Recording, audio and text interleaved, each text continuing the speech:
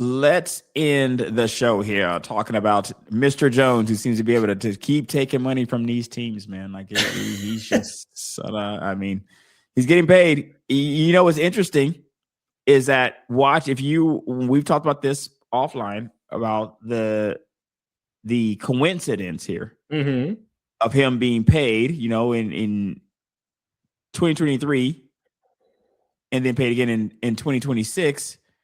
But these seem to have came off the back of some pretty good running back play, man. Like on Saquon, he owed Saquon some money for that first time. That first one he got signed for the Giants, he owed Saquon money for that, and he kind of owes a little something to Jonathan Taylor for this contract, in my opinion. Here, what are your thoughts on the new deal here for Mr. Jones?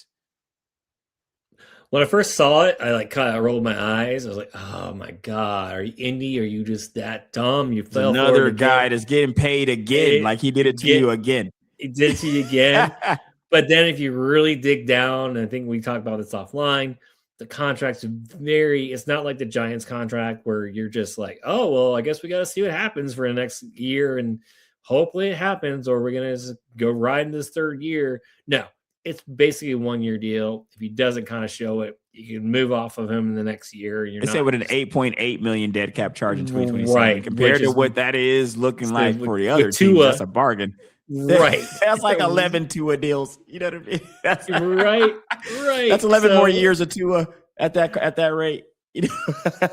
Right. So to your point, what you said, okay, you proved it to me 1 year. Now I'm giving you 1 more year. If you do it again, then we could talk. I think that is such a smart way. And kudos for them. I know he was really wanting a 3-year deal. Why did it look so much more? Like, God, what's the point of even saying, oh, he got signed to $80 million deal? And you look, like, wait. No, he didn't. Yeah. No, he didn't. Right. I think it's more like, because we're getting because if you notice, like when you're seeing the all the contracts being out there, you're seeing like the shout outs of the agents being on there. I think that's where you're getting a lot more like, look what the agent did. He got this. And then you really, because not a lot of people like you and I are nerds. So we're going to like dig down like, wait, whoa. Let's look at these numbers. Right. So we're going to look at them and go, and a lot of people are going to do that. Not a lot of people are looking at going, are going to just like freak out. And because it's like with Tua, everyone was freaking out when the Falcons signed him, like, everyone's so depressed and so mad, but it's like it's 1.3 million, dude. It's like that's probably their food for the team food prices, for the because when you're looking at it, it's definitely that it's 88, but it's really 44. Well, because it's only 1 year. That's guaranteed. It's a $50 million guarantee, but it's still pretty good check for a year for a guy. I mean, believe me, for that. But he did have a 7. He was 7-1 before the injury, so that and he looked good. He's shown flashes. He had the flashes, but to your point, I think it's like you said. I don't know if you had conversations with the Colts organization. Did they call you, hey, Reggie? What do we do here? He's like, Reg, I think you hold. You say, Daniel. Can't trust it, man. You can't trust. You just can't trust this. You can't trust this long term. Only because not only that, we're coming off an injury now. You know how I felt about him before the injury. I felt like you couldn't trust him 100%. Right. Couldn't trust him 100%, but only because I need to see you. If I'm going to pay you like the guy, and I guess it's just never sat right with me that he got paid over Saquon in New York when you had a guy who had just demonstrated excellence for so long. In Saquon, and he had his own injury issues too. Don't get me wrong; he wasn't a perfect run here, but when you had that with Saquon, and it's seemingly him being allowed to walk, which of course he wouldn't got his ultimate revenge by getting a contract and getting a chip with Philly, but it was still kind of like Saquon really deserved that contract. He goes to Daniel Jones, he stinks up the place, and now you're off the team. But here we go again, but not quite again, right? Right. So it's a here we go again, but not quite. But still a lot of money here for a guy like Daniel Jones. I don't understand. This is kind of intriguing to me because a lot of people compare it to Kirk Cousins, but I think that's very disrespectful to Kirk Cousins for one, because Kirk Cousins is going to have like what, about 40,000 yards in the league, 50,000 yards. I got to go back and see how many yards. Let's look at Kirk Cousins yards. Cousins stats, right? Let's look at Kirk Cousins stats. All right. Cousins stats. Let's go all time for Kirk Cousins. 44,700 yards. 44. So at least there's that. So I can say, hey, Kurt, you made a lot of money in the NFL. But at least I can say the guy's thrown for almost 300 touchdowns.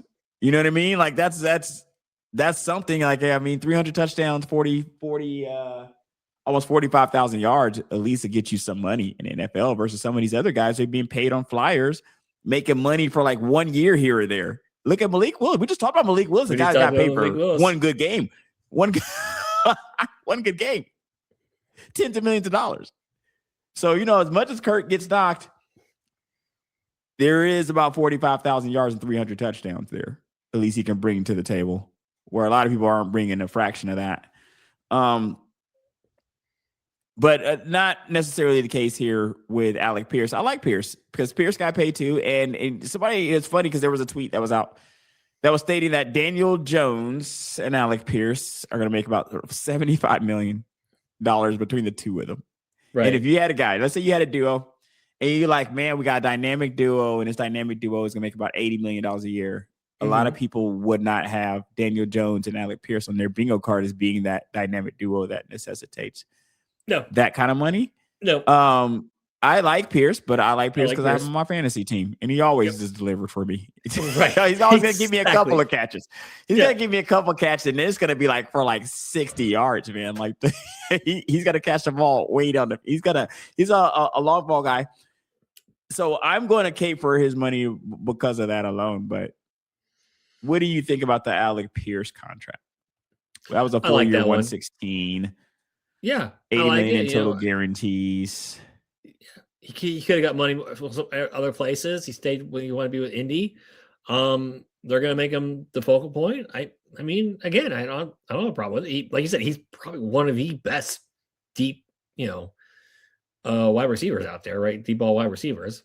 So you can't. You're not going, hey, you're not getting 6th, 7th, 8th round of your fantasy football draft going, man, I just take a flyer on this guy. No, you're taking he's one of your top wide receivers, especially Dix next year, because he's going to be one of the focus points for that offense. So I got no problem. They're calling it the highest. So it says the contract averaging 29 million per season. It makes Pierce the highest paid free agent wide receiver in league history. I don't understand that. Nobody been paid that?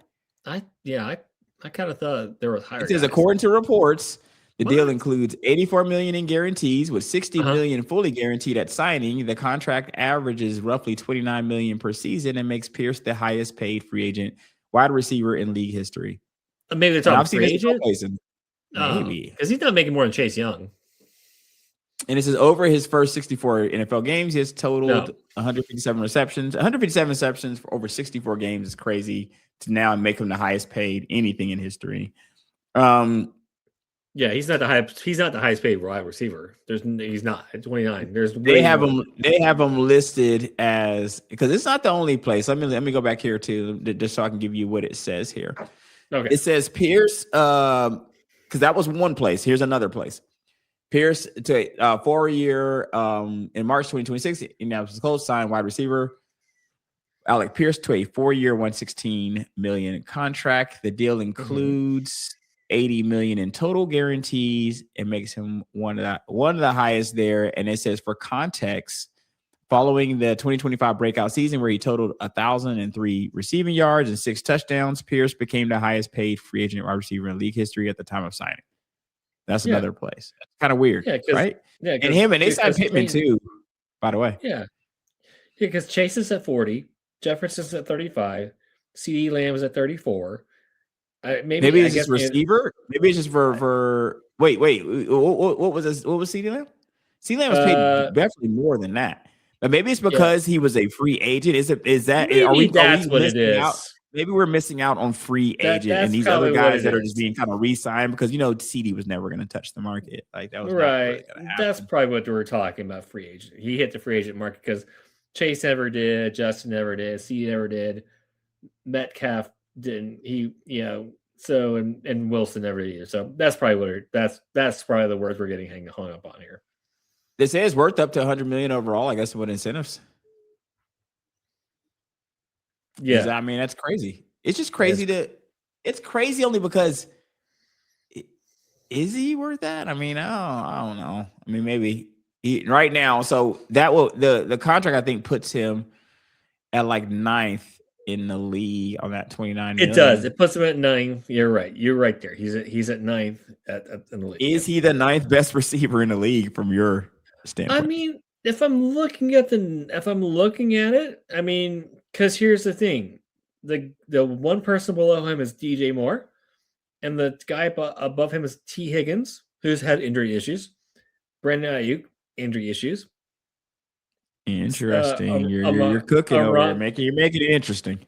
Yeah, I mean, I'm not mad at him being the top one of the 9 best receivers because who's attended? DJ Moore's behind him. You said DJ's Moore's behind him. T. Higgins is above him. Ayuk's not even playing. Is number 7, and he's not. Oh, let's say he's not better than St. Brown. I'm not going to put him above that. He's not better than Garrett Wilson. So I wouldn't put him. I wouldn't even necessarily put him above T. Higgins, to be honest with you. I wouldn't put him above T. Higgins. No, the only thing about T is the injury in and out of lineups, right? So I would need to look at those numbers to see if those numbers kind of make you look twice. Who were the other guys? You said DJ Moore behind him. That's a maybe, but I don't think I would put Pierce. I wouldn't put Pierce above DJ Moore personally. Who's behind DJ Moore? Is that let's continue, or is it that just like says top 10? That's my top 10, and I think that's because right I'm thinking. I guess we'll see. Yeah. I got to see more from the kid because I mean he has career like 6 touchdowns. These guys are now being rewarded for not very much production. It's like what we hope your production will be. Mm-hmm. You know what I mean? It's like you're being paid now on what we just hope that it'll be. But he had 6 touchdowns last year, and that was his breakout year, but it was still 6 touchdowns, 17-game season. And that was the breakout year. So I guess we'll see how that works out. I can't really say anything too bad about Pierce. He's carried my fantasy team.